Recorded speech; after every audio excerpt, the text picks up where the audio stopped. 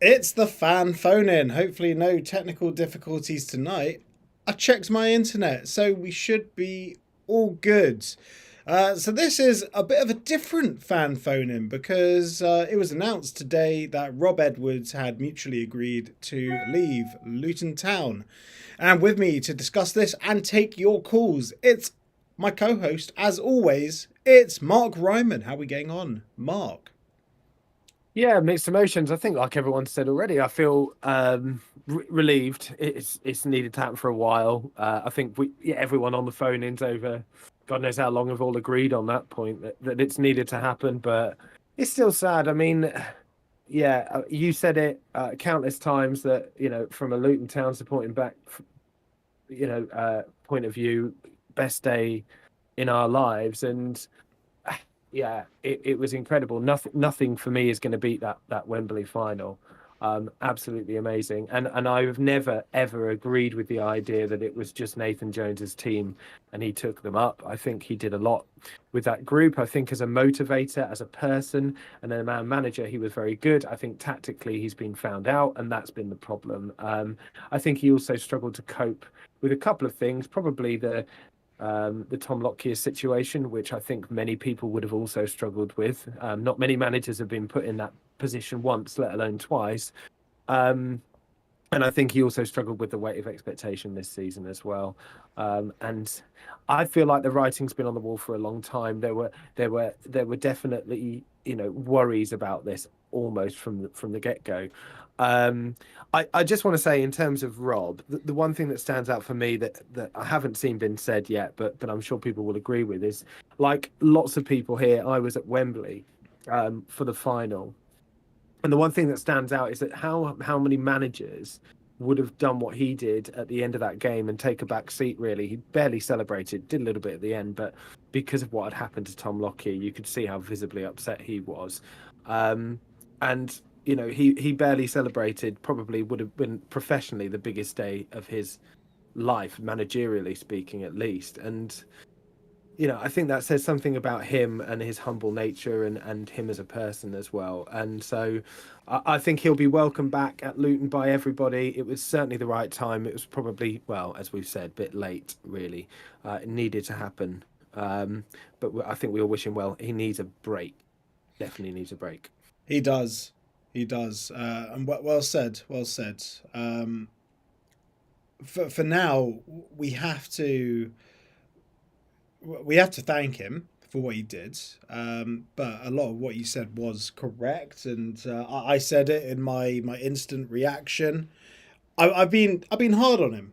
I have, but at the same time, he was found out, and there was no adaptability to his management style, and that was what was most frustrating about it.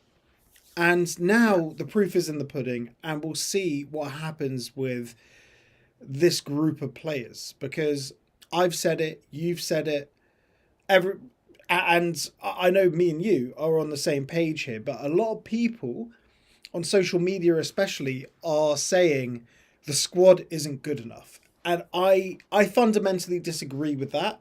A lot of Yeah. people have their own opinions and that's fair.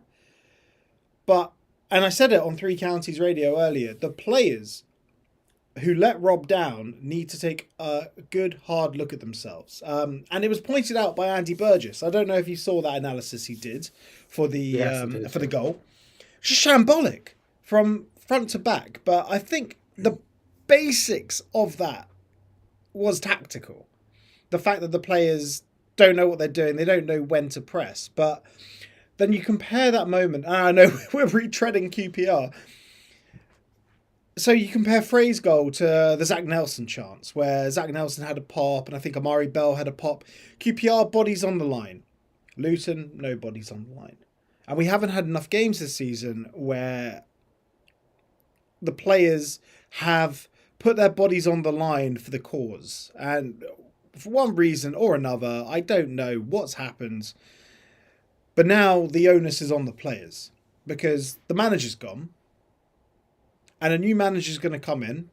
So they've all got to shape up and start playing. And maybe the performance does kick up a notch.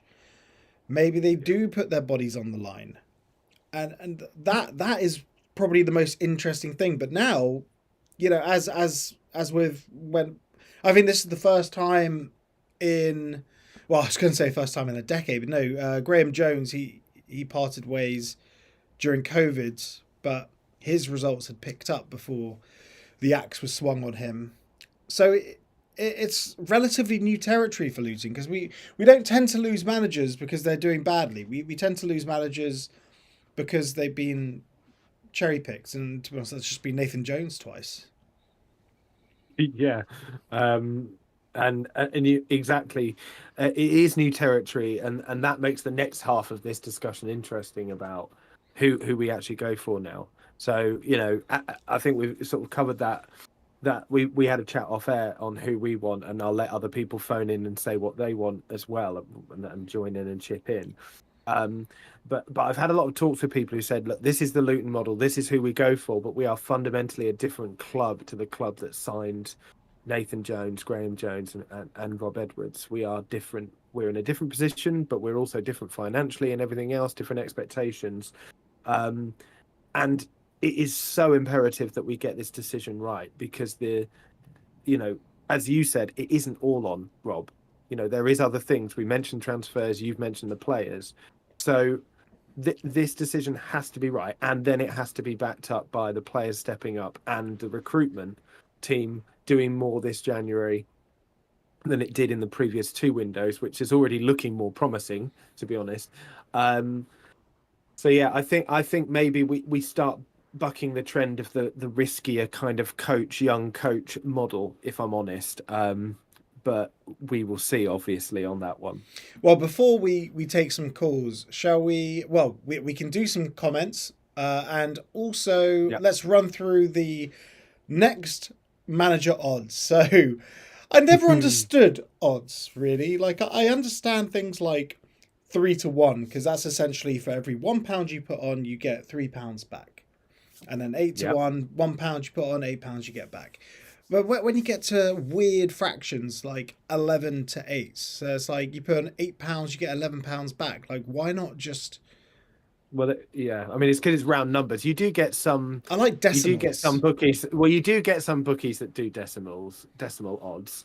But yeah, I mean, but some people say they hate those for different reasons because they're used to the round number odds. But yeah, I mean, I've been looking at as you just can't not look at like the odds, can you? Even though often at this point it's just you put a tenner on someone and they suddenly shoot up the odds. The money odds moves table it. On Sky Bet. Money Exactly. moves it.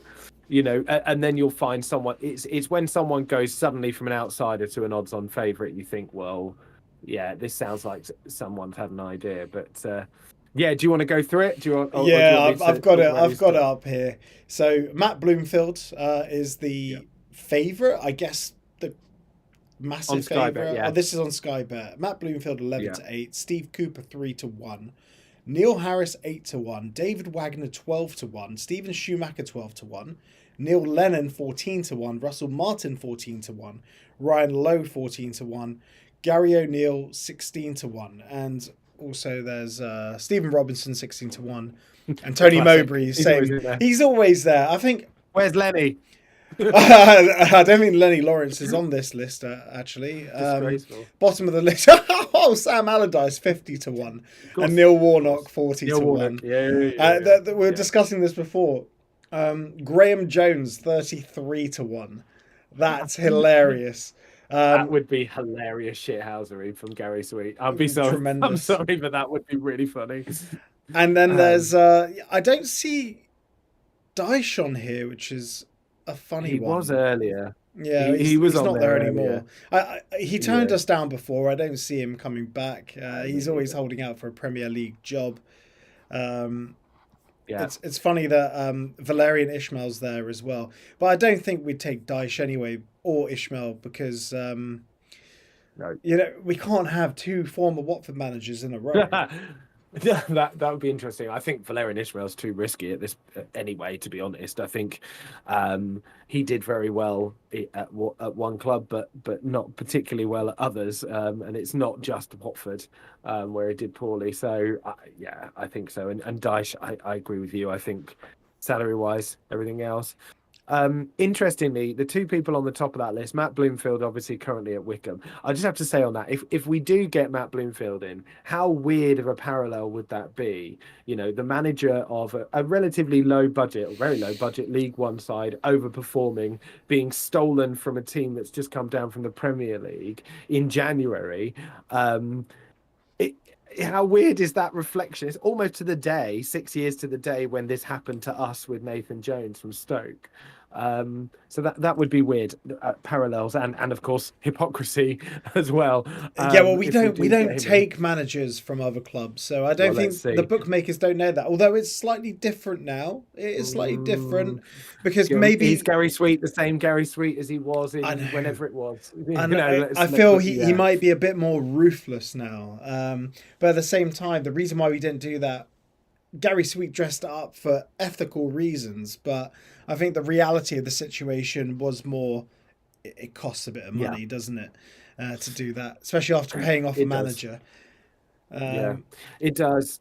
Yeah, and interesting. Matt Bloomfield and Cooper both play. I think their preferred systems are 4-2-3-1s, which the is ironically sensible way of what playing, we yeah. played in Edwards' final game or Mm. close to it. So that would be interesting as well, and would suit arguably our squad more than the 5-3-2 or the 3-4-3 that we've been playing. So that both be interesting. But yeah, I mean, we spoke off air. My preference is Cooper, but I'll talk more about it when other people join in. But I would like to see him there. But either of those top two, I wouldn't mind. Yeah. The rest of them, yeah. There's a few there that I definitely don't want. But yeah, Shall we do some comments before we yeah, get to yeah. the Let's do it. speakers? So a lot of people saying Steve Cooper. Rich is saying Steve Cooper. Super Mickey Yeah. Chow. Dyche or Cooper would be great, but I don't think the board will meet their wage demands. We'll end up with Bloomfield, Ryan Lowe, or Neil Harris, probably. Mm, I can't see Ryan Lowe being anywhere near it, or Harris for that matter. Actually, I don't think either of them are a guaranteed improvement. I know they've done well at their respective clubs, but actually, both Ryan Lowe, okay, pretty turgid football at Preston. Harris has only really done well at Millwall. He was doing okay at Cambridge, wasn't he? But he's not been great at other clubs. I think that would be risky. Schumacher, yeah, I get it. But how would he fare at a club where the expectations are higher? I know Stoke is a hard model. I know he did brilliantly at Plymouth, but they did, as soon as the expectation rose at Plymouth, suddenly I don't know whether you remember when they were top of League One and all of a sudden they let everybody back into the race. I know Oh, they that still went up. always happens, though. It does, It it happened to does. Rob Edwards of Forest Green. They had an 18-point Yeah, cushion no, it did. Yeah, and it did. ended up Um, winning on goal difference, winning the league on goal difference. Yeah, but yeah, I mean Schumacher for me probably been my third choice out of the lot. I like his style of football, and yeah, he does seem like a good man manager and coach as well. Is he Definitely, a bit too certainly more than scouse, others. though? Well, then Ryan Lowe goes as well, right? If we're going down Yeah, we good can't have point. a Scouser route. Um, Wasn't Steven but Schumacher yeah, Ryan Lowe's assistant? And then yeah, Ryan yeah, Lowe, that's right. went He and went and yeah. yeah, And Schumacher just um, surpassed him in terms of yeah. being a good manager. It's an interesting one, isn't Yeah, it? really interesting one. Yeah, it does happen occasionally, but not that often. Yeah, he did. But by all accounts, he's not interested in Plymouth again. I thought that was almost a I nailed on thought he'd when go Plymouth got back. really. Yeah. Yeah, me too.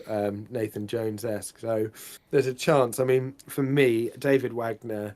God no, please no. I absolutely have no time for him as a manager. I know that he did well with Huddersfield. But he's had a lot of jobs since then that he's done He's very done poorly at. nothing. Yeah. Very poorly in Germany.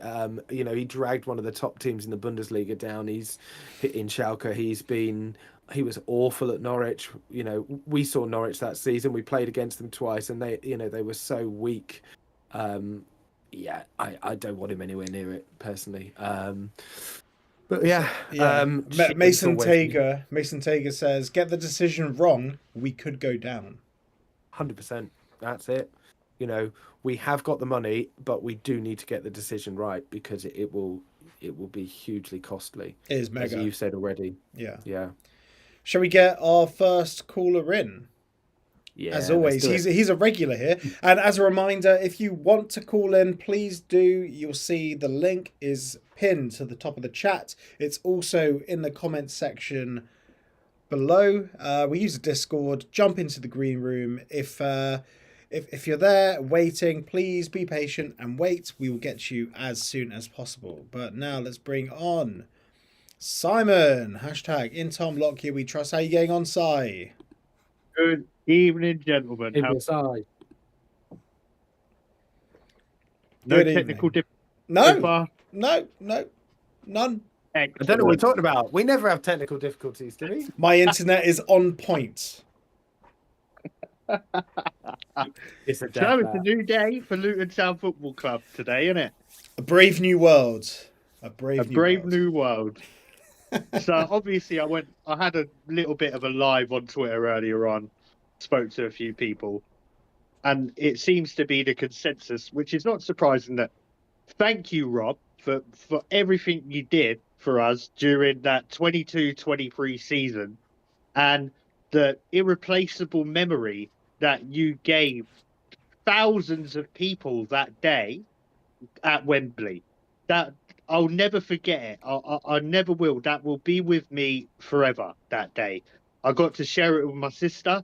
We were there without my granddad, who sadly had passed away, and it would have just been an amazing, incredible memory to share with him. So it was very emotional for me and my sister that day at Wembley. And Rob Edwards gave us that, and I'll never ever forget him for it. But it was the right call. It was the right time for Rob Edwards to leave Luton Town, for him and for the club. It wasn't just a one-sided thing. Rob Edwards clearly is a man who needs to go home for a while, to spend some time with his own family, to rebuild himself, because what a roller coaster he's been on for the last 2 years. We can agree on that, can't we? Yeah. Like the highs and then just a year of lows. And losing, it takes it out of you. And I'm And sure not he just was losing. working hard. I'm sure he was Yeah. working hard. I'd say not just losing, as we said with Tom as well. I mean that has got to be really tough, particularly the Bournemouth incident. That's got to be must have been an awful moment for him. He said it in his leaving note about that game and that moment and how it will be with him forever as well. And we all know he hasn't been the same fella since. You know, like that. Even though we had that little bit of that flurry of wins, you know, the Brighton game, whatever, Rob wasn't ever the same from then on. He seemed not so brave in willing to try different things. He became very rigid in the system he wanted to do, and it was stubbornness. It does come across like sheer stubbornness to refuse to move away from that system. And he only really did it in his last game against QPR, didn't he? Really, for the longest amount of time from the off. And sadly, it hasn't panned out. But that doesn't take away from what Rob achieved for us. And you know what? Yeah, us three, we've talked about this a lot. Like, because I call into the regularly on this show. I speak to Ollie offline here quite a lot, and our feelings aren't personal. It's not a personal thing that has been held against Edwards. From this show, even though people will criticize things people say, it's always been a football perspective. It's never been a personal vendetta against Rob Edwards. I want to say that too, because things get misconstrued quite often. It's only ever purely been about the football, and it had declined to the point where it was just untenable. Unfortunately, none of us wanted it to happen. Football's an emotional business, isn't it? But it's also a business. Well, it is. You're right. Both of those things. And I'm thinking, just from a fan point of view, you cannot explain to somebody who isn't interested in football why you get so emotional about it. You know, I have this conversation with my wife week in, week out, usually, about, why does it matter so much? Or but the classic for her is, why do you keep going?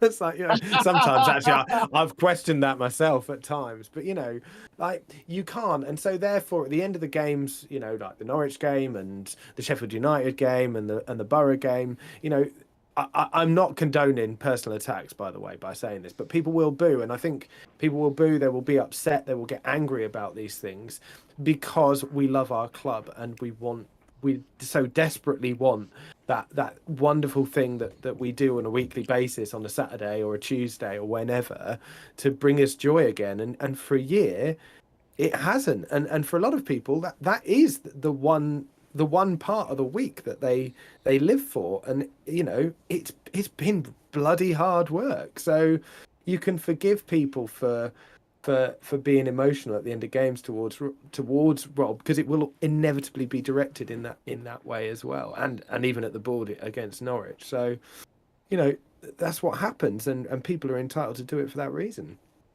Just to follow up on something you said there, Mark, right? You said it comes from a place of people wanting to feel that hope again of the high we felt at Wembley. But I also think it comes from a place of fear, because we have seen the dominoes fall at Luton Town Football Club. Personally, we've seen it in our lifetime. How the dominoes fell when we ended up back in non-league, yeah? Because that was an awful, terrible time. And I think it's not just a case of hope, it's a case of not wanting to feel that again. Yeah. No, you're absolutely right. Luton fans of most generations would have had their own experiences of relegation through the leagues. Our generation and those before us are the only ones that remember the non-league drop. But you're absolutely right. I mean, yeah, we all but lost our club.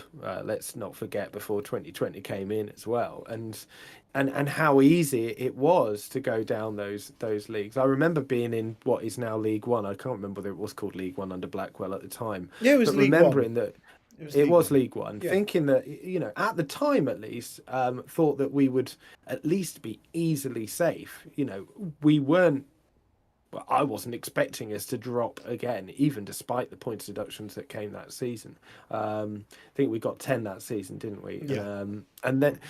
And it's just so easily done, as we know, and then so hard to get back up. I think that's the other thing. 5 years in non-league, who would have predicted that? I know I'm not saying that that's going to happen again, but League One's a bloody tough league to get back out of. It's certainly not guaranteed that if we ever were to go down, that we'd come straight back up. Look at the clubs that have been there and are there currently, and how difficult that is.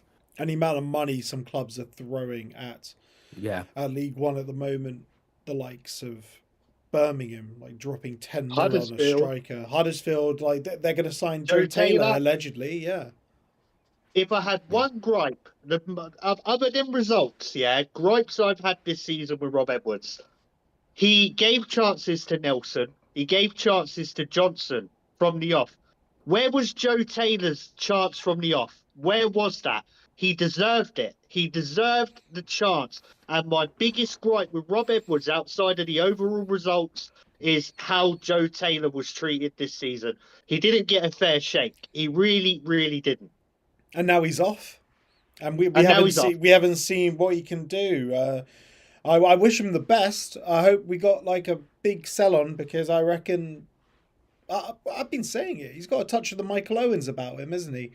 The way he's got that turn of pace and lives on the shoulder of the last man.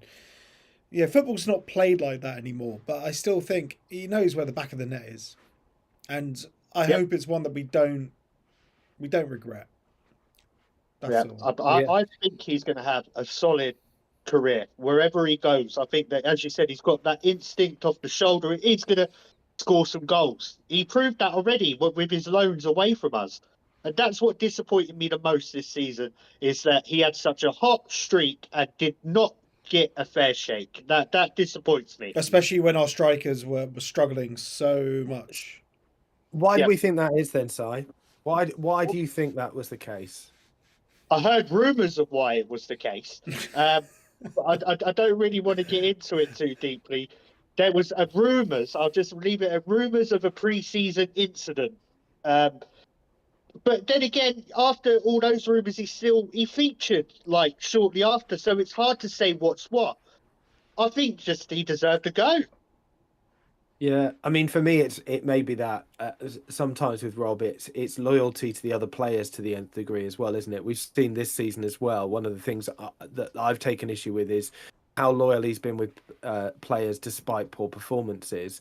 And you could argue that Morris and Adebayo really had a lot of games this season where they've not shown much and been out of form. We know how good they can be, but he certainly deserved to try. Even Corley Woodrow, you could argue there's that kind of loyalty there that he clearly has of some players over others. So whether it's that way round more, Chong could be another player argued for that this season. Yeah, 100%. Yeah, no, I'm definitely Chong's in that category. Doesn't help when you keep playing Chong at wing back. No, it's funny, yeah. We talk about Chong and favouritism.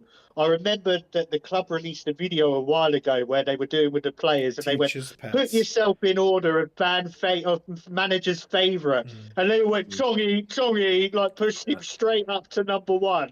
Yeah, wasn't Pelly number 5? Yeah. Yeah, I mean, to be fair, all managers do it. You know, look at Danny Hilton and Nathan Jones. But all managers do it. But it's when you're not playing well. The difference with Danny Hilton and Nathan Jones is that Danny Hilton in League Two, until he got injured in League One, was our top scorer by a million miles and was one of the main reasons we got promoted. So fine, it's all right to have him as a favourite. Then Pelly has been most managers' favourites really up until Rob, and for most of that time he's been the engine room in our midfield, and particularly under Graham Jones, actually him and Cornick were kind of one of the only kind of creative outlets we had. So all managers do it, but it's when we start losing games constantly that then you start to question it and why they're not changing around. Yep. Yeah, they couldn't put it any better myself, mate. So moving on from Rob, next manager is the question on everyone's lips. Of course, the odds are going. What? Before you're talking about that, Deggy just sent me a picture of Joe Taylor in a Huddersfield kit. Has that been doing the rounds?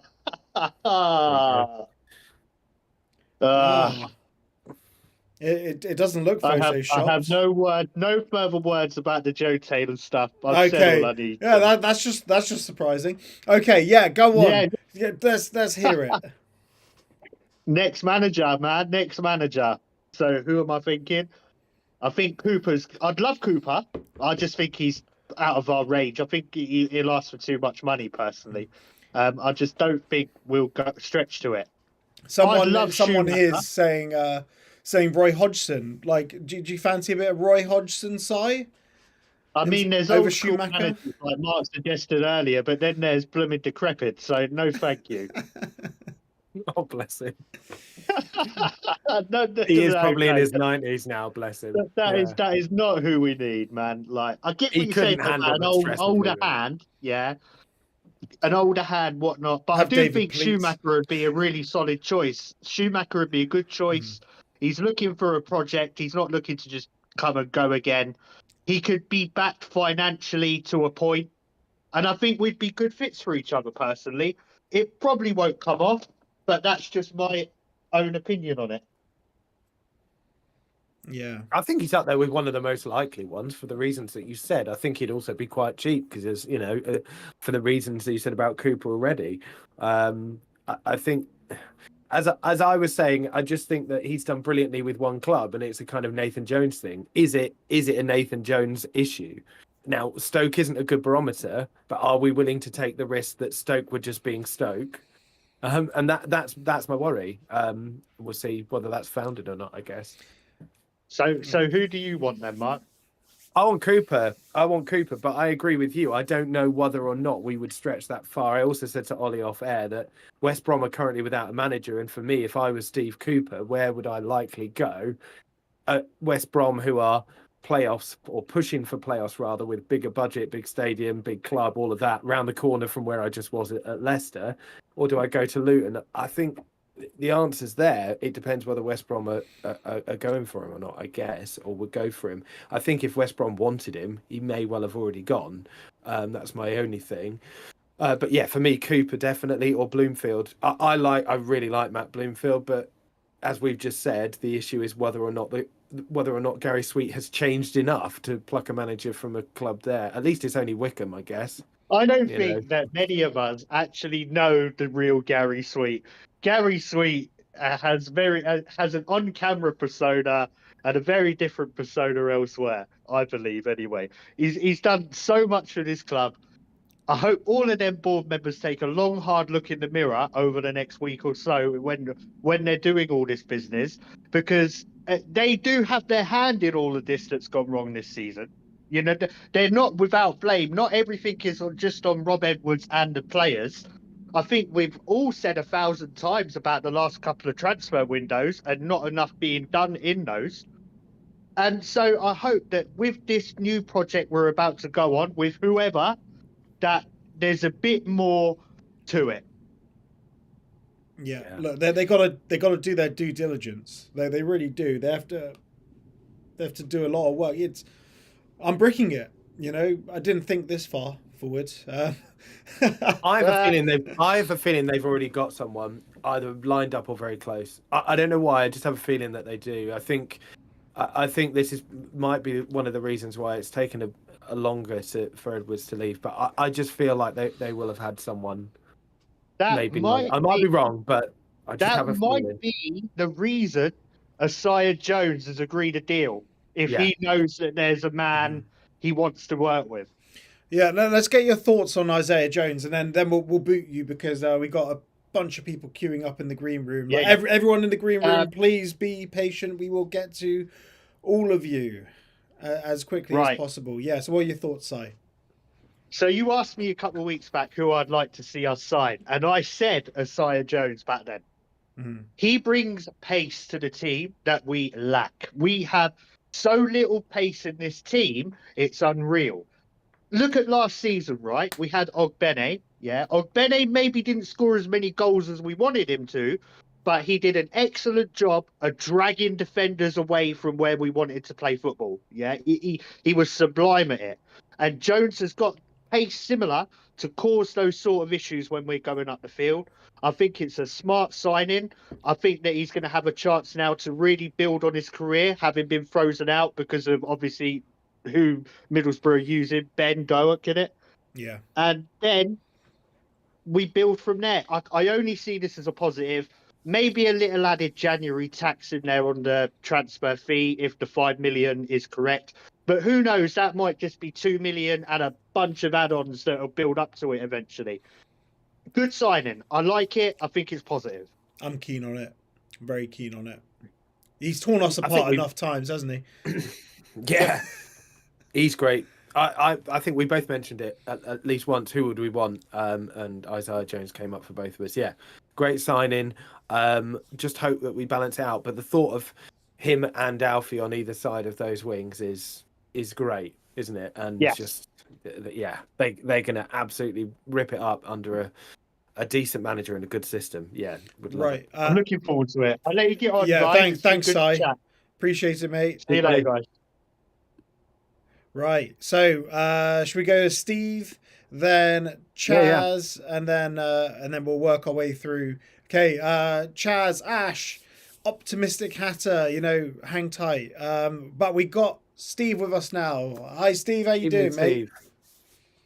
You all right? Yeah, doing all right. New dawn.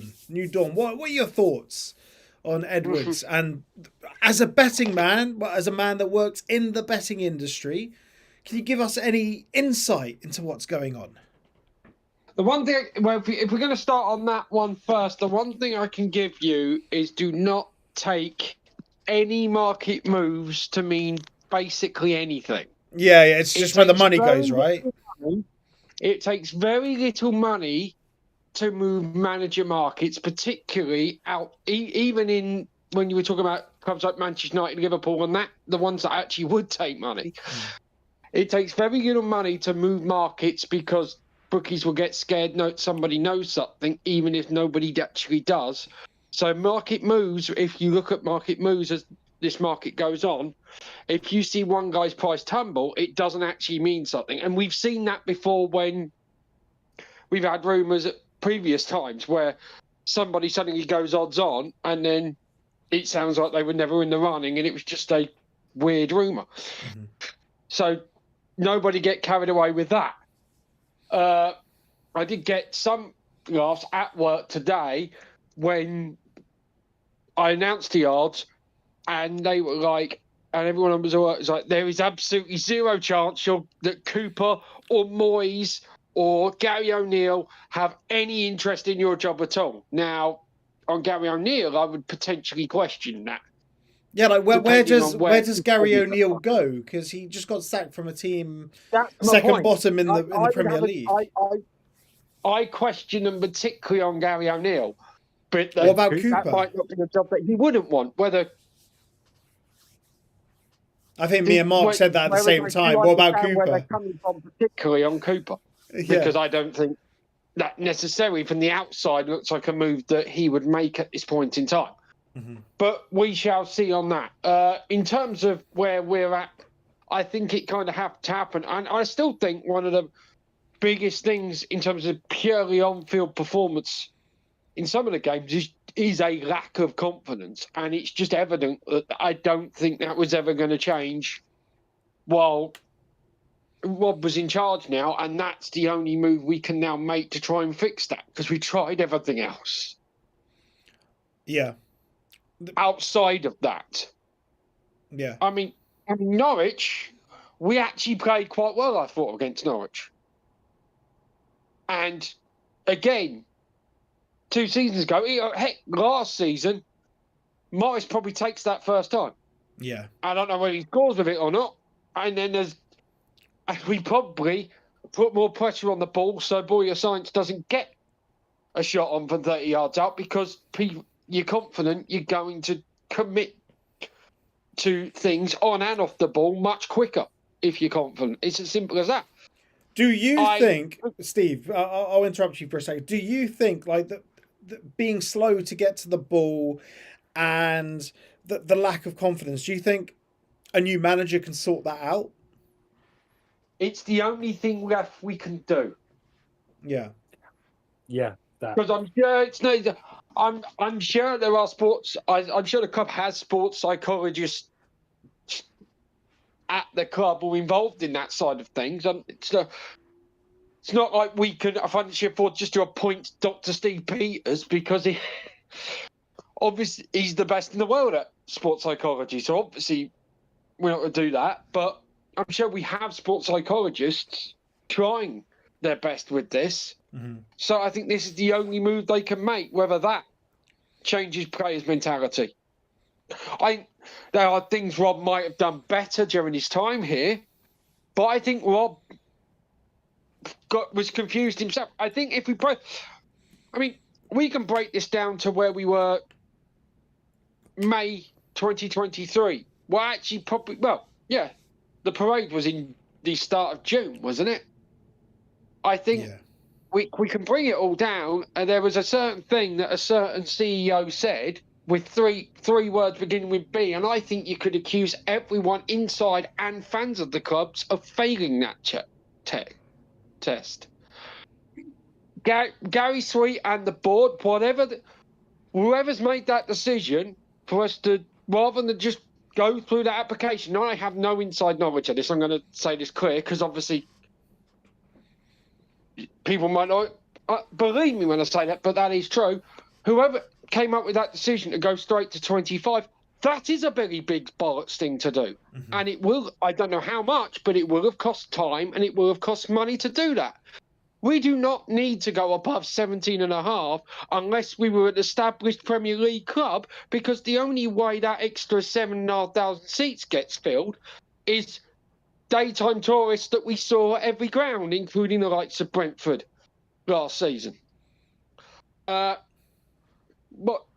whatever discussions the recruitment team and Rob had, that Rob decided they were going to play he wanted to implement a completely different style of play, whether it's because he thought they were getting a lot more turnover of players than he was going to get, to play that style, or whether he just thought because we were a relegated Premiership side with that parachute payments that we'd be able to play like one of the better, but we'd have the more technically gifted players in the traditionally technically gifted players in the division.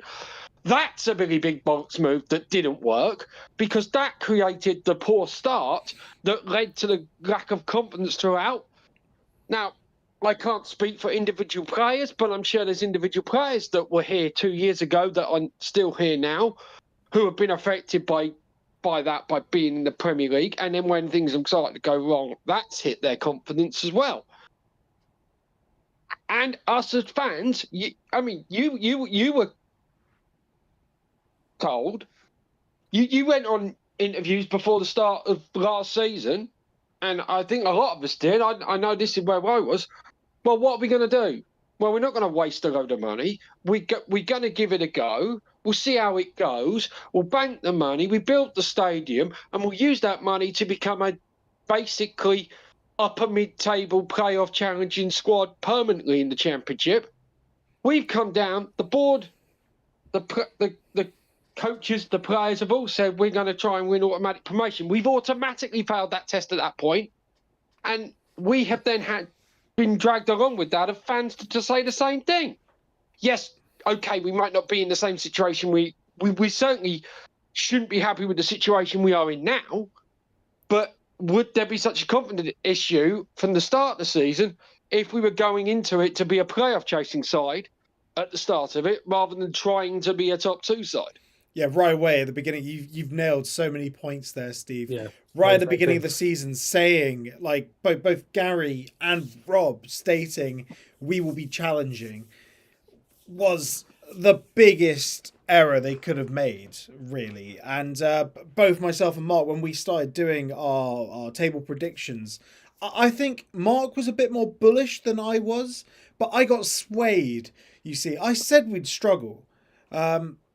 But I didn't know we'd struggle this much.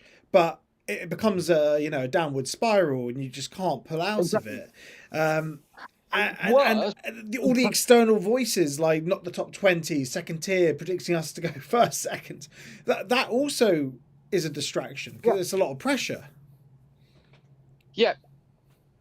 And if we downplayed it ourselves, this is my point. If we're struggling the way we struggled at the start of this season, but we are 6-10 points whenever we were off the playoffs at that point, and that's all we were really looking for, which at the start of our Premier League season is where we were thinking about being at this point.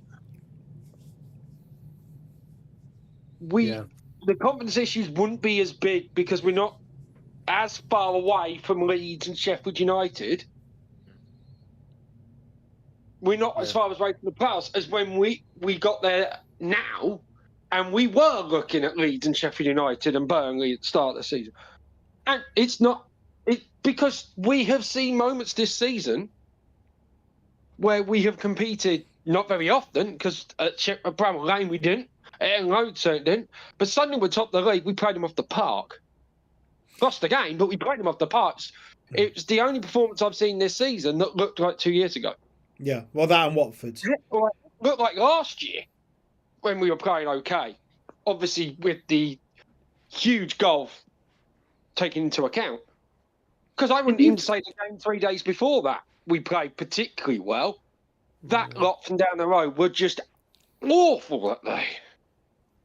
Yeah, I don't know. Did you feel a slight, after Sunderland and even the Watford game, Steve, as if, despite us playing that well, I know you said Watford wasn't as good, and I agree, but because we were playing the 5-3-2, because we were playing the system that clearly Edwards didn't want to revert back to, that there was almost this sounds ridiculous, an annoyance that we had sort of gone backwards to that system and played so well, and it felt as if then he needed almost to then, and we did immediately revert, didn't we? I can't remember what the following game was, but then we almost immediately reverted back to whatever we were playing before. I think, in terms of what it was. Because I remember that game, we always struggled, relatively speaking.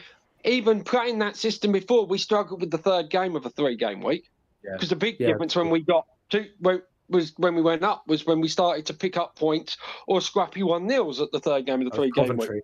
Coventry, wasn't it? It was Coventry. We were Yeah, of awful. course, yeah. We got bullied, be outplayed, playing the same way by Coventry side that I thought, looking purely on that game, because that's obviously the only Coventry game I've seen this season. It's like, oh, that looks like Mark Robbins has just learned from what we did to them. And used the money from Gyökeres and Hamer very sensibly to become that more physical side. And we were 2-0 up and we'd been battered. But okay. But suddenly, we played well in 2 games out of 3, and we're looking at 6 points out of the 3, 6 points out of the 3 games. And actually, the game we played the best in, we lost to the side that's currently top of the table. That's fine. The minute that first goal goes in, we hadn't recovered the confidence issues because Sunderland had beaten us to such an extent where you just saw everyone, including in the stands, that just everything just dropped the minute that Coventry first goal went. We all could see it. You knew because it was so early. You knew Coventry were going to go on and at least get a point. And the fact they won the game, then you add that to the Sunderland game, and suddenly, we can't even do this anymore. Yeah, I agree. There was a couple of points you mentioned. I really did agree with your point about we kind of thought that coming into this league, that we would be automatically, better on the ball, be able to dominate possession. I mean, we had higher percentages of possession in the Premier League against teams like Chelsea than we've done this season. I know we had Ross Barkley, etc. Of course, that makes a difference. What's interesting, I don't know whether there's anything in this, is that did the first game of the season completely knock that out of the water before it already began? The fact that we had to start the season at home to Burnley, whether that immediately threw all of that out. I mean, I'm with you that I don't think that would have worked anyway, but I don't know whether that game helps particularly, let's say, because we were hammered. Yeah. The timing of it was bad because Burnley still had several players that everyone knew would be gone by August 31st. Yeah. But equally, this comes to another thing where I think, I don't know why, whether we were so desperate that we wouldn't overpay for anybody at that point in the summer that we didn't react to other clubs seeing us as a parachute payment club and automatically putting a hike on any player we looked at. But you look at the side we put out that night, we were even compared to the squad we had by August 31st, and we didn't actually have that much in the end. In hindsight, it's evident that if Rob had been promised enough players that he'd be able to implement a more possession-based style, that had already failed by that point. Yeah, no, that's a. Joe Johnson, who's a talented young player, but one of the slowest professional footballers in the world. Yeah, well, I will defend. I will defend JJ here. We're also going to have to go to the next caller soon as well because we're gonna run long. Yeah. Look, Rob did get players after that game. I think we'd only made 3 signings, and then he made more. Yeah, but then it seemed conflicted. Heck, McGuinness, I like McGuinness. We definitely overpaid for McGuinness, but I do like McGuinness, and I actually realised he was as young as he still is. But again, that seems completely conflicted for what we just talked about. If he was told he'd be able to bring players who would play with possession-based style, that makes no sense. We bought the McGuinness signing makes no sense in that world. That was a desperate signing because he is a younger, slightly more imposing Sonny Bradley, yes, that's exactly. I mean, imposing might not be the right word. I think but you know what I mean. He's a younger, slightly more mobile version of Sonny Bradley, and he's not a technically gifted big centre half, is he? I'd say Steve McNally is probably more technically gifted than he was. Yeah, that man's a wizard. Peak athlete as well. Anyway, thank you, Steve. Thanks, Steve. We're going to jump on to the next caller now because we're running long. We're running long. I think we're going to go long tonight, mate. Looks like it. What a macca for a shout for next manager, by the way. There you go. There's another Scouser in the running. Yeah, but I think Liam Walsh will like that, won't he? Right, who should we bring in next? I don't think we haven't had Chaz before. Should we get some new callers on? Yeah. We'll go Chaz then. Luigi. I've met Luigi a couple of times at games. It's It's brilliant. I think he was on MasterChef a few years ago. Oh, I know, nice. I know. Luigi, just wait, and you're in purgatory at the moment, so just wait, and we'll get you on after Chaz. All right. Apologies to everyone else in the green room. We're just getting on people that haven't spoken before. Chaz, good evening, mate. How are you doing? Evening. Hi, you alright? Yeah, doing all good, thanks, mate. right. How are you? Doing all right. And yourself? Good. Yeah, alright. Bit of a weird one today, to be honest. But I wasn't really expecting. Obviously, we saw the post on social media, but I wasn't really expecting it, to be honest. I thought we'd stick with him, but we didn't. So, How were you feeling before the announcement? Before the rumours hit? Like after QPR, how were you feeling? Were you thinking Rob Edwards in or Rob Edwards out? Do you think he needed to go? oh yeah. I think it was definitely his time. I watched a load of your post match reactions, and I feel like you hit the nail on the head a lot. So, Thanks. I felt like it was time. I feel like, to be honest, didn't really have a plan A, let alone plan B. And it's a shame because I absolutely love him. He gave me the absolute best day of my life. So it's a shame. Yeah, no, it's a shame when anyone loses their job. I mean, he'll get a nice payoff, so it sort of cushions the blow a little bit. Yeah. So, any thoughts about who you want to see as next manager? Definitely not Wayne Rooney. Stay a million miles away. In the chat, That's people a are scout saying I Wayne definitely Rooney. don't want. Yeah, definitely stay away. To be honest, in an ideal world, in a realistic world as well, it'd probably be Steve Cooper. I feel like he'd probably be our best shout. I mean, is Gary O'Neill a little bit, punching above our weight, but I don't know. If he was to make the decision to drop, then it would be a great appointment. But yeah, I Do feel you like think Do you think Steve Cooper would come to us? the thing is, I don't really know. I feel like it would be a bit of a gamble for him as well, because obviously he's taken on a pretty poor team at the moment who haven't been great. So, but if we can just get someone half decent who will actually make the players play a bit, then I'm happy. Yeah, I mean, Ollie and I said, we agree. I certainly would love to see Steve Cooper in, and I'm unsure as to whether either the club would go for him, because he would be a very different signing to what we've done before.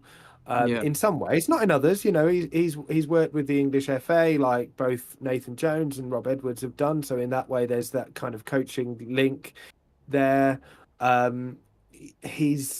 He's got a similar kind of attacking philosophy to what Jones had when he first came in, at least. I know it was different the second time round. So, there's some things there. From a Cooper point of view, when he went to Forest and they were in this position, albeit, a month and a half earlier than we are, it's a different situation. Yeah, I just, he'd been, I think he'd just come from Swansea at that point. And I think his stock wasn't as high as it is now. I mean, I still think it was crazy when Leicester sacked him when they were outside the relegation zone. Yeah. Personally, I think. Yeah. To bring in Van Nistelrooy as well. Well, exactly. Just feels just ridiculous. But I think that his stock isn't that low. I don't think he'd get another Premier League job, but I think he would get a top half Championship job, which I would have considered us as, but now we're very much in the mire, aren't we? So I guess it's that, whether he thinks he can get enough out of us this season and next season to get us up, really, I guess. Yeah, I mean, it's a bit of a far cry, but we've got 20 games left this season, is it? Something like that, which is a lot of points to make up. I mean, I'm not saying we're going to get yeah. I mean, I'm not saying we're going to get I'm not saying we're going to get playoffs or even anywhere near there, but I feel like we can definitely turn around the season to the point where we're in a comfortable position. And I feel like a manager who can bring that mentality we had under Jones, where it was just pure discipline and pure nitty gritty, got to win this game no matter how we do it, would be brilliant. And that's basically what I think got us to the Premier League, having that mentality, which unfortunately fizzled out under Edwards. in my I opinion. think it certainly consolidated us in the championship, didn't it? And it made us competitive. So, Chaz, would you have NJ back then? There's the next question. Would you have him back? Well, a lot of my mates were saying, "Oh yeah, it'd be brilliant to see." But to be honest, I don't think he'd come. Two, I think I don't know. It's a funny one because we've had him twice before, and it's just a bit like has that ship sailed before, and we need something a bit newer now, something a bit different for once. So, but I feel like if he was to sign tomorrow, I wouldn't be too annoyed. He's I feel the same. He's at the beginning of a 4-year deal at Charlton. I'm sure he's on good money at Charlton. I can't see it.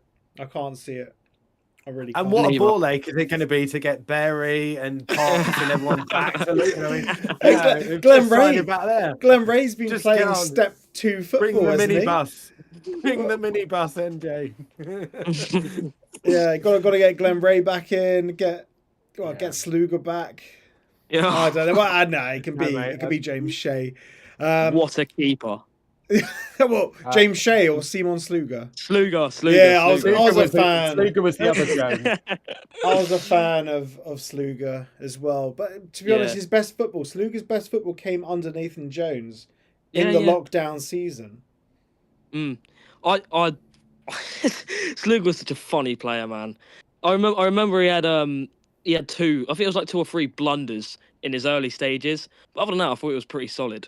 So yeah, and I think you also got to remember that when he came to us, he was really the first time we'd expanded our recruitment abroad. Yeah, exactly. We just don't have the setup for it. I mean, he was just like basically living out of a backpack without any of his family. He was in a hotel room. He was in a hotel room, and then you chuck in a pandemic into the mix where he can't. Yeah. He can't travel home to see his girlfriend or anything. He was literally isolated in a hotel room for the better part of 6 months. Poor bloke. Yeah, he was pretty intense as well. That must have been a pretty. I reckon the TV went out the window a few times. Yeah. Hell of a goalkeeper, though. Hell of a goalkeeper. Yeah, went on his day. Chaz, thank you very much for joining us. We're going to get through these calls really quickly. Right. Call back anytime, mate. Yeah, cheers. I watch a lot of them, so I just feel like probably an appropriate time to come on and say something. So I appreciate it, mate. You're welcome back anytime. And thanks for supporting the channel. Have a good one, mate. Yeah, of course. Cheers, lads. Bye. Right, some comments before we get Luigi on. Luigi, sit tight. It was Come Dine With Me, not MasterChef. So yeah, you can check out Luigi. Just Google Luigi Luton and you'll find Luigi's episode of Come Dine With Me. No Greg Wallace chat then. Okay, fine. I didn't even know who Greg Wallace was until very recently. Oh God! Right, yeah. I obviously watched too much TV. Yeah, let's bring him on. Right. Good evening, Luigi. How you getting on, mate? Good evening. I'm fine, thank you. First time caller. Don't worry, we'll be gentle with you. So, Luigi, what are your thoughts following Rob Edwards leaving? Mixed really. Part of me is kind of pleased that we're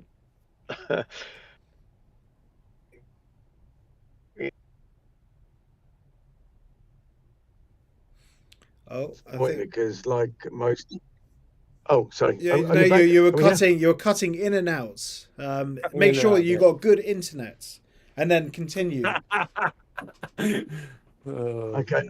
I've just parked up. I'm outside my house because I was travelling when I put you guys on, and I thought, oh yes, I need to get on this chat because like everybody, we've all got something to say, haven't we? Mm-hmm. Mixed feelings. Part of me didn't really want him to go because for all the reasons that's already been talked about. He gave us the greatest day. I mean, I'm 63 now. I never would have expected Luton to be in the Premiership during my lifetime of actually. I didn't think. Well, I said to my kids, I said, I would love to see Luton in the Premiership before I die. and lo and behold, it's happened. And of course, it was just like blink and we're gone and we're out of it. So that's disappointing in itself. But I was really hoping Rob would do something and get us back. Sort of it all bounce us back like the other two clubs are doing. But no, we're So what do you think Rob Edwards could have done differently? I know it's if my aunt had balls territory, but like you see the other two teams have come down and they're like first and third, I think. Like what could Rob Edwards have done? Well, if those other two teams, they've come down, both of which have got new managers. Yes, no, they haven't got the same managers. Chris Wilder's still there first. He joined towards the end of the season. Joined towards the end, yeah. Yeah. So okay, yeah, joined. Yeah, Chris. Yeah, that's right. So, but there we can see he's a big Sheffield United man, isn't he? What could he have done different? There was talk through the fans and on social media that he kind of favoured certain individuals in the team a little bit too much, He kind of, I like you. You're going to be in the team. Yeah.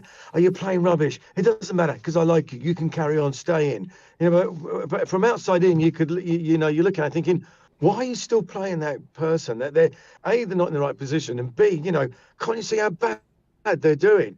And he's almost like blind to it because he had his little favourites, didn't he? And what could he have done different? I think he just needed to be a bit harder on the players, not take the responsibility as much as he did, and. Because I don't think a lot of them really, the mistakes they were making, these professional people that get paid, God knows what, how amount of money, you think, my God, you can't even put 2 or 3 passes together.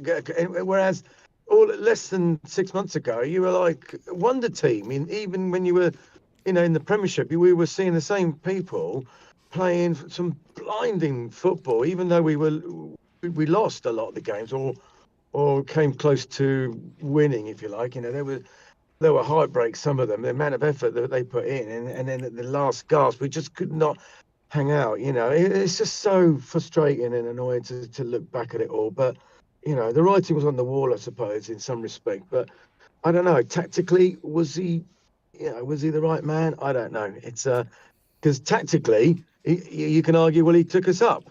But tactically, using this in the same manner that he was playing, it eventually got us to come back down. So what could he have done different? I don't know. Would the support staff around him, could they have said something? Could they look, Rob? We need to blah this and that. I don't know what goes on a lot behind the scenes, but from an outside looking in, it looked a lot clearer from the fans' point of view. And I think he did try to change, didn't he? He did make some changes, and they still didn't come out, did they? He was, I think, very unlucky at QPR. Would he have kept his job if he hadn't lost to QPR? What do you think? I think he could have, because he was in that sort of territory where you win a game, it buys him a few games, and I think because we lost against Norwich, then the writing was on the wall, and the you're in the main stand like me. So did you see what happened at full time, like around the board of directors? To be, you know what? Or did you leave? Yes. My sister rang me when I was in the ground. I turned up having my drink with my good friend that I go with every week, and I. She goes, "What are you doing?" She goes, It's New Year's Day. You got your family around. And says, and we're waiting for you. Aren't you coming? I said to her, well, I'm going to at Norwich and I'm going to watch the first half. I'll see you. I says, well, no, I'm serving dinner at 3. You're going to be the only one that's going to come and eat it cold. She says, I've cooked lasagna. I'm going, oh God. Fair enough. So I left. I left.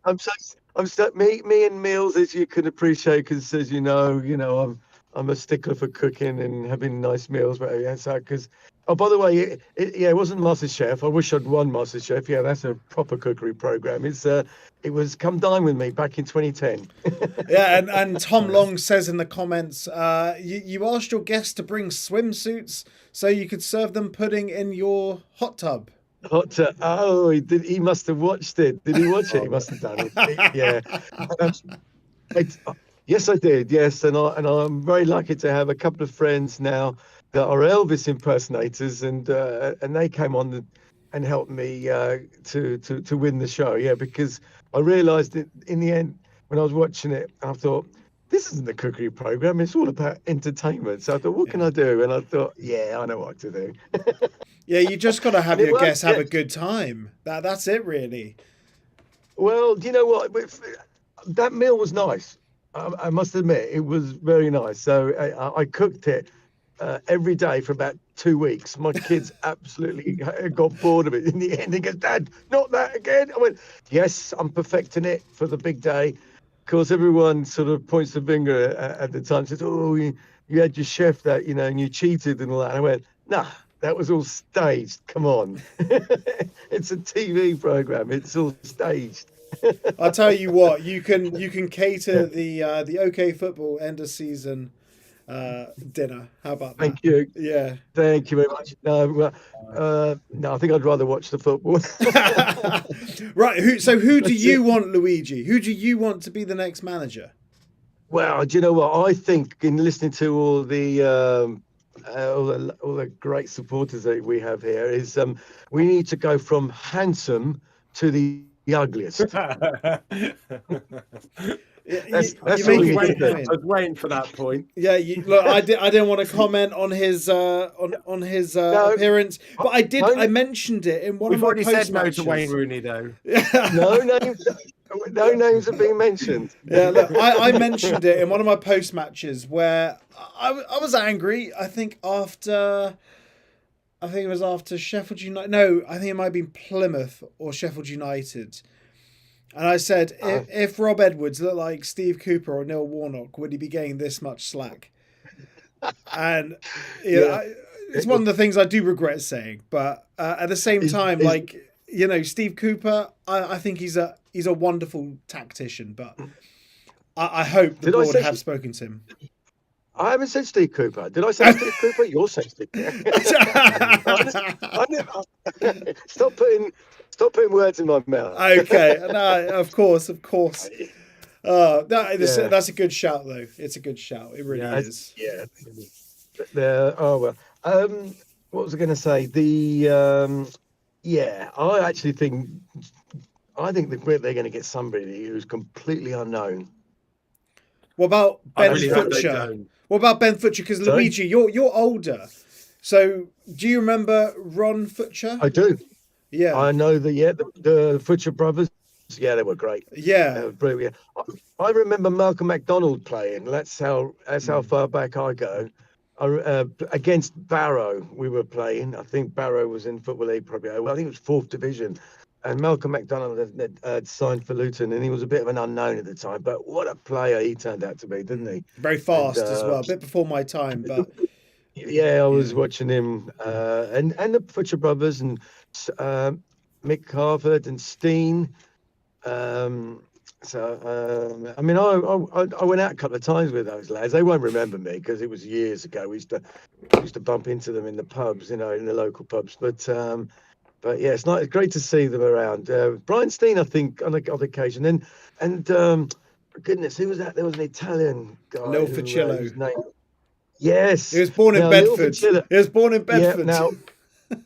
Yeah, Lil, I've got Lil Ficillo's number still because Lil Ficillo, I liked him as a player, and I was a bit upset that he didn't stay for very long as a Luton Town manager, but.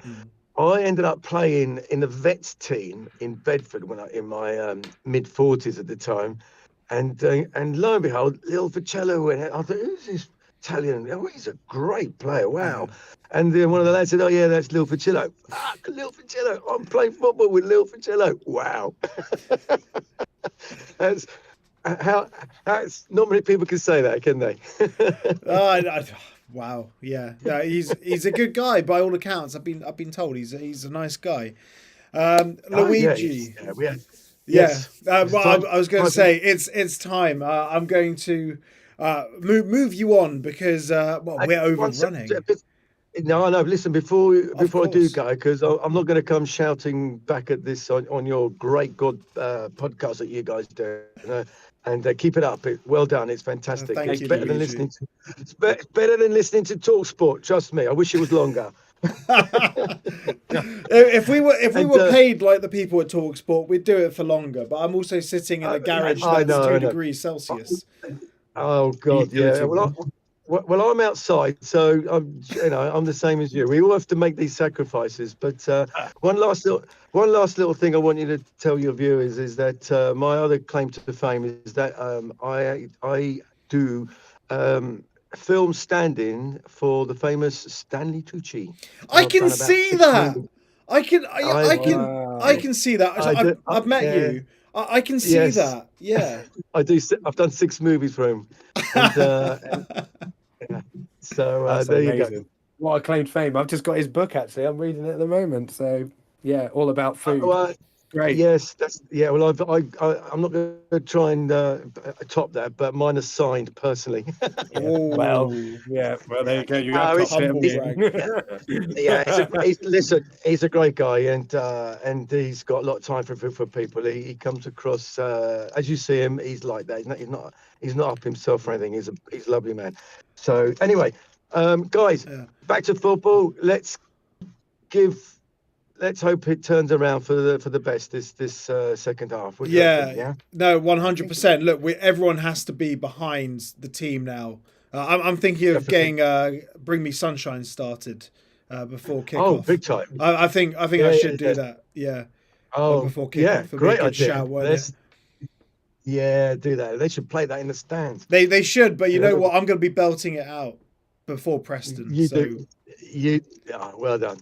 You do that. Yeah, and Luigi, before you go, hang on, I've got something for you. It's that name you dropped. Here you go.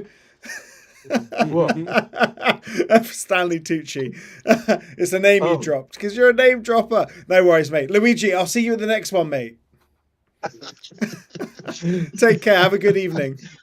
No worries. Good evening, boys. Bye. Yeah. Bye. Oh, sensational. Imagine being on Come Dine With Me and being a stand-in for Stanley Tucci. Yeah. That's fantastic. Well, quite. There you go. There's the things to aim at, right? Yeah. Oh, very much so. It is late, so I think we should probably call it, shouldn't we? I'm sorry to Ashen and Christian that we aren't getting to you, but I wanted to get new callers on. Really sorry, guys. And it's late, and it's a school night, quite literally. For some of us, it literally is. It literally is. Yeah. But before we go, it's important that every fan gets behind the team now because the team need the support. The board need the support. Like, I think they've done the right thing here in letting Rob Edwards go. It must have been tough for them because I think Rob did genuinely care, and the board genuinely loved Rob Edwards as well. So it is a tough one. And if you hear if you're at the Kenny and you hear some twat singing, belting out "Bring Me Sunshine" from Block E, join in. Please. I think it would be a good one, wouldn't it? Yeah, no, it's definitely, and I think people will, because I think that genuinely nobody wanted it to get to the stage that it got to at Norwich. Even the people that were booing and people booing before that, nobody wanted to be at that point, So I think that we know that whoever comes in, that there's some work to do, and hopefully with some new players as well. I think that.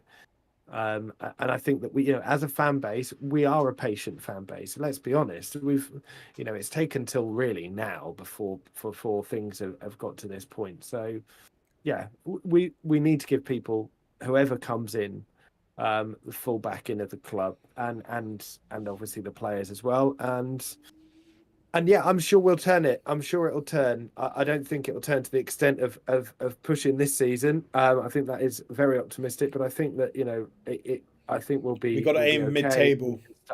Absolutely, and we can start consolidating then for next season and see where we're at. But yeah, I think it's obviously the right thing, and I think people will get. And we've got, of course, a couple of weeks until the Preston game now, so we've got some time. Obviously, we've got Forest on Saturday. We haven't mentioned that. It's a write-off, mate. It's a write-off. It's a write-off, but it will be a very different atmosphere in the away end now. Obviously they've put Trollope and Kyle in there probably just simply because of the quick turnaround between Rob going and the game. I don't think there's a chance to, or maybe Harford just doesn't want to be on his own there with backroom staff. Who knows? But yeah, it gives us some time, and I'm sure we'll get full back. Whoever's there gets full back in at Preston, and I think they'll be there for that game. I don't know about you. Whoever it is will be there for that game, I think. Yeah, I think a few more people will turn up for that one. Hey, at least we gave Rob a proper sign-off, a send-off even. Not like Everton. Did you see Everton's... Yeah. Yeah. Oh. Yeah, well, some things never change, and Everton Football Club is one of them. No class. Absolutely pathetic. Absolutely. But that's us done. If you're still watching, please subscribe. If you're not subscribed, share the phone in far and wide. Get more people converted to the ways of OK Football. And also check out my reaction to Rob Edwards leaving. And while you're there, have a little nose around our channel as well. Have a look at what else we've got. But that's it. And remember, back the team now, because pretty much everyone got what they wanted. The manager's gone. We have to back the team now, and back the boards. And we're all in this together because no one wants to go down. So, most importantly, come on, you Hatters.